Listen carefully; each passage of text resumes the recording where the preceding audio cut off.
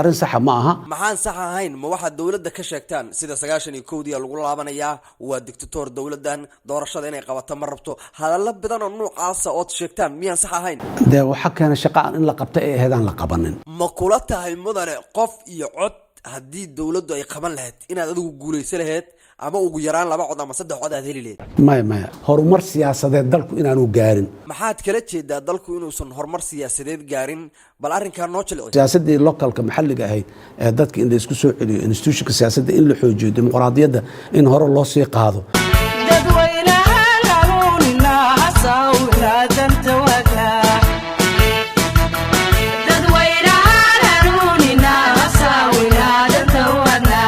السلام عليكم ورحمة الله وبركاته دعوة هالكان وقلدان وبرنامج سياسي قلدان ونعاو كورة يسنى إنه حسن شيخ محمود أو أهنين وطن كأن هراي مدحوين وقصون نقضي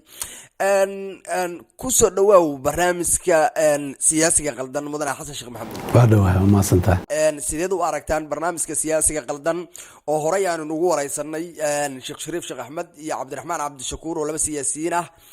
maanta adiga aan kugu wareysanayno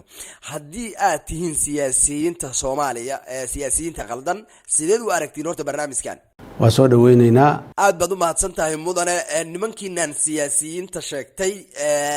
dhagaha shacabka Soomaaliyeed aad baad ugu badateen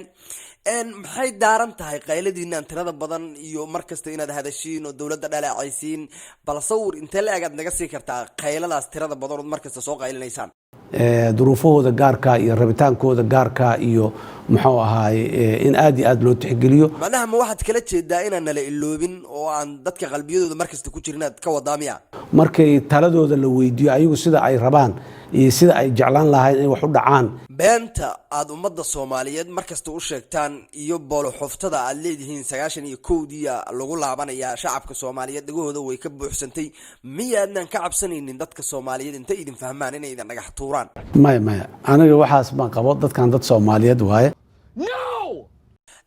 dadka Soomaaliyeed si dhaqso ah waxba uma fahmaan miyaad ka wadaa mudane ka gudub dawladda federaalka waxay diyaarisay barnaamij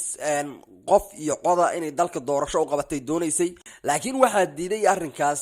nimankiinan mucaaradka iyo dawlad goboleedyada Soomaaliya diiday sababta aad ku dhaleesheen qof iyo cod oo aad ku jeclaateen ninka la yiraahdo in nidaamkii hore wax loogu dooro jiray lagu doorto wax ma nooga sheegi kartaa mudane hal qof iyo hal cod loo guuri lahaa qof kasta oo Soomaali ah oo siyaasi ah oo dalkan joogo nidaamka siyaasiga ama nidaamka doorasho u yaqaan waa 4.5 ma kula tahay mudane qof iyo cod haddii dawladdu ay qaban lahayd inaad adigu guulaysan lahayd ama ugu yaraan 2 cod ama 3 cod aad heli lahayd maya maxaad ugu sheegi weyseen dawladda federaalka qof iyo cod inaadnaan rabin ee doonaysaan nidaamkii hore ee doorashadii adigu aad madaxweynaha xilligaada dhacday duruufo kale lagu qasbay in meesha la geeyay anagu raali kama ahayn arrin sax ma aha maxaan sax ahayn ma waxa dawladda ka sheegtaan sida 91 lagu laabanayaa waa dictator dawladdan doorashada inay qabato ma rabto hadalla badan oo noocaas oo sheegtaan miyaan sax ahayn de waxa kana shaqo in la qabto ee heedaan la qabanin mar haddii aad madaxweyne soo noqotay oo dalka soo xukuntay maxaa keenay mar labaad inaad madaxweynenimadii aad mar labaad isku soo sharaxdid macnaha ma meesha ma hawlba maxaa ka jira meesha noo sheeg horumar siyaasadeed dalku inaanu gaarin maxaad kala jeedaa dalku inuusan horumar siyaasadeed gaarin bal arrinkan noo jilci siyaasadii localka maxalliga ahayd ee dadka in la isku soo celiyo institutionka siyaasadda in la xoojiyo dimuqraadiyadda in hore loo sii qaado ma ku guulaysateen marka inaad diidaan dalka horumarkiisa marka wada la yaqaana maanta hadda dadkii la qaadsiiyay dawladdii adigu aad madaxweynaha ka ahayd waxay ku darsatay 5 bilood oo muddo kororsiya Sheekh Shariif Sheekh Axmedna wuxuu ku darsaday 2 sano oo muddo kororsiya ma ka daba qaylinaysaan haddii farmaajo uu ku darsado 2 bilood ama 3 bilood ama 4 bilood ama hal maalinba walba oo waqtiga la dhaafo cudurdaar waa la qaylina waana la diidaa waliba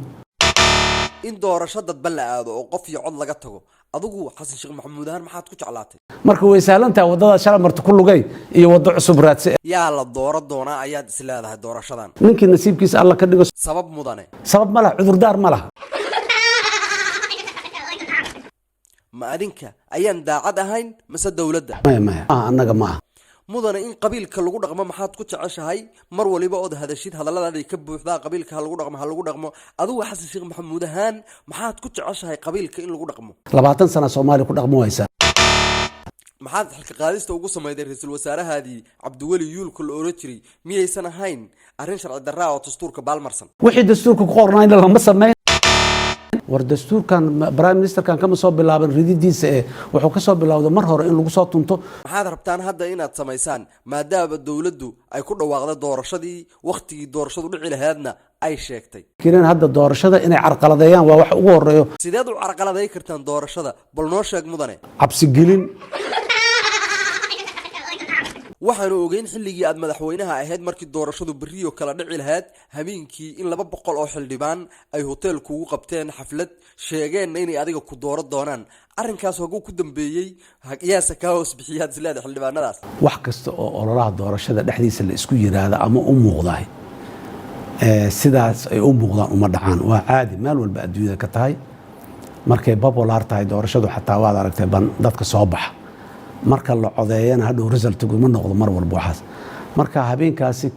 habeenadii ugu dambeeyo campaign ay ahayd laakiin mar walba choice-ka xildhibaanka iska lahay kii codeey ee kii kale sanduuqa yarka ee meesha ku jira markuu galo asaga iyo ilaahiisa isgaranaye qof kaloo garanaysa malaha marka go'aankaasi